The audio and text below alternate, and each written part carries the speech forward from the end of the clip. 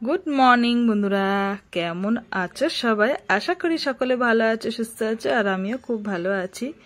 আর সকালবেলা উঠেছি অনেকক্ষণই আগে, ওদিকে বাইরের কাজ সমস্ত কমপ্লিট করে বাসি নাইটি চেঞ্জ করে চলে এসেছি ঘরের কাজকর্ম করতে। কি বলতো, এক একদিন এক একভাবে কাজ করি, কখনো যখন যেমন সময় হয় সেভাবেই কাজ করি। আজকে ওদিকে উঠোন ঝাড় দেওয়া বলো বা আঁচ ধরানো বলো, প্রথম কাজ হচ্ছে উঠোন ঝাড় দেওয়া, তারপরে আঁচ ধরানো, মোচা কাটা, মোচা বসিয়ে দেওয়া, তারপরে রান্নাঘরটা পরিষ্কার করা। যেহেতু রাতের বেলা সমস্ত সাইকেল গাড়ি ওখানেই থাকে আর সেভাবে পরিষ্কার করে রাখা হয় না, সকালবেলা উঠেই কিন্তু বাইরের দিকে কাজগুলো আগে করে নিয়েছি আজকে।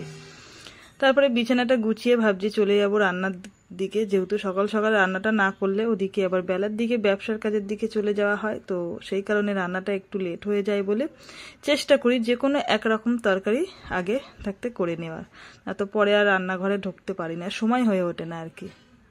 বেশ কয়েকদিন ধরে কিন্তু আমার এই গাফিলতিটা হয়ে যাচ্ছে, ঘরে দুধ থাকছে কিন্তু ওষুধ খেতে একদম ভুলে যাচ্ছি, জানো তো। যেহেতু এইটা আমার সকালবেলায় খালি পেটের ওষুধ, তো সকালবেলার ওষুধটা যদি বেলা হয়ে যায় তখন আর খাওয়া যায় না।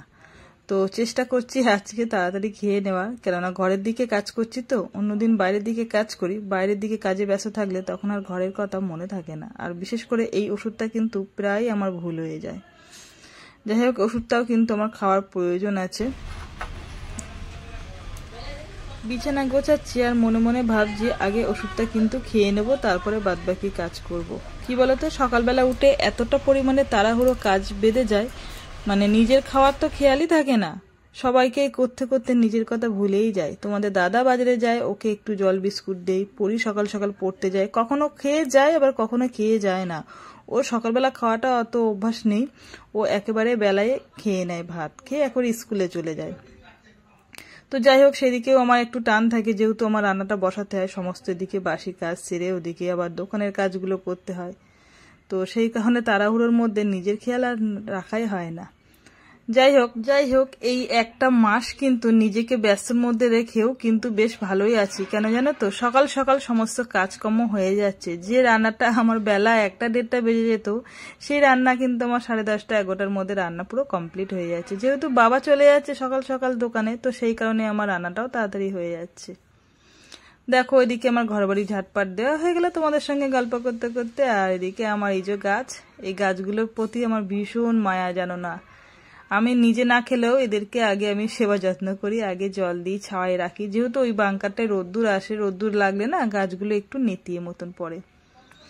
তো যাই হোক, তোমাদের সঙ্গে গল্প করতে করতে দেখো আমার অনেকটাই কাজ হয়ে গেছে, ঘরবাড়ি পরিষ্কার হয়ে গেল, এদিকে আমার ওষুধ খাওয়া হয়ে গেল, বাসনও মাজা পুরো কমপ্লিট, আর এদিকে ভাতও বসিয়ে দিয়েছি। আমার রান্নাঘরের এই জ্বালাটা খুলে রাখলে না প্রচণ্ড দিক দিয়ে হাওয়া আসে, গ্যাসটা নিভে যায়, কিন্তু আবার জ্বালাটা দিয়েও রেখে দিলে রান্নাঘরটা প্রচণ্ড গরম হয়ে যায়। আর আজকে যেহেতু নিরামিষ, বৃহস্পতিবার, তো পটল, আলু আর ডাঁটা দিয়েছি, আর একটা টমেটো দিয়ে একটু পোস্ত দিয়ে রস রস মতন করবো, আর একটু ডাল বানাবো। তো এই হচ্ছে আজকে আমার দুপুরবেলার মেনু। আর সকালবেলা কিন্তু খাওয়া হয়নি এখনো পর্যন্ত কিছু। প্রচণ্ড গরম পড়ছে, কিছু খেতে ইচ্ছা করছে না, ভাবলাম আজকে একটু হালকা কিছু খাই, তো সেই কারণে তোমাদের দাদাকে আর আমি নিজে দুটো মুড়ি নিয়েছি, আর সঙ্গে একটু জল আর চিনি। এই হচ্ছে সকালবেলার আজকের আমার টিফিন। এবারে বাদবাকি কাজ করতে যাব ওই রান্নাঘরে। তো সারাদিন সমস্ত কাজ করার পরও কিন্তু আমার আবার চলে আসতে হলো এই রান্নাঘরে, প্রথম থেকে আবার কাজ শুরু করতে হচ্ছে। দেখো, আমি এখন আদা রসুন আর কি মশলা করছি, যেটা আর কি চপের মেন মশলা, সেটাই আর কি থেতো করে নিচ্ছি। তোমাদের দাদা আবার ফোন করে বলল যে একটু তরকারি বানাতে হবে, তো সেটার জন্য আমি প্রস্তুতি নিচ্ছি। যেহেতু এখন প্রায় সন্ধে সন্ধে হয়ে এসছে, নিজেরই করতে হবে একা হাতে সমস্ত কাজ, আর প্রচণ্ড গরম পড়েছে, জানো তো। এই গরমের মধ্যে বুঝতেই পারছো, লঙ্কা বেটে হাতে করে তুলতে হচ্ছে। আমার অবস্থাটা কত দূর হচ্ছে তোমরা নিশ্চয়ই বুঝতে পারছো এই গরমের মধ্যে। প্রচণ্ড গরম পড়েছে বন্ধুরা।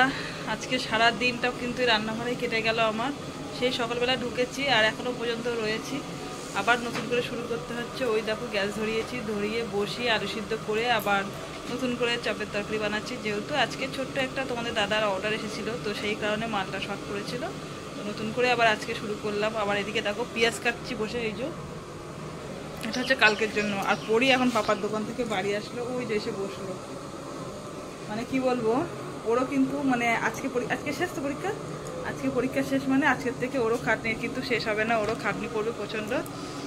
পুরো দেখা গেমে কি অবস্থা হয়ে গেছে।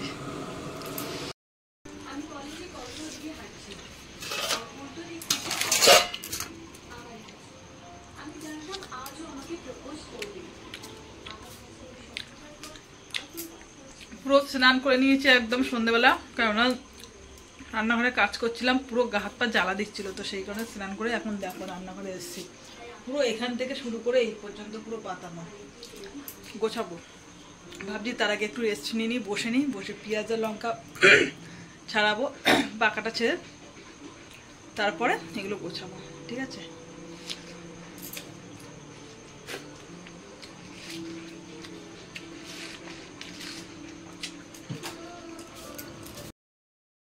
এই মাত্র লঙ্কা আর পেঁয়াজ ছাড়িয়ে উঠলাম, উঠে বেশ কিছুটা বাসন ছিল সেগুলো মাজলাম। জানো তো বন্ধুরা, আজকে প্রচণ্ড কষ্ট হয়ে গিয়েছে, চোখ মুখের হাল দেখে বুঝতে পারছো। মানে আজকে সারাদিন একটু বিশ্রাম পাইনি, যাও না। ভাত বসিয়ে দিয়েছি, ভালো লাগছে না রান্না বান্না করতে, কিছু খেতে। পটল সিদ্ধ দিয়েছি আর আলু সিদ্ধ দিয়েছি রাতের জন্য।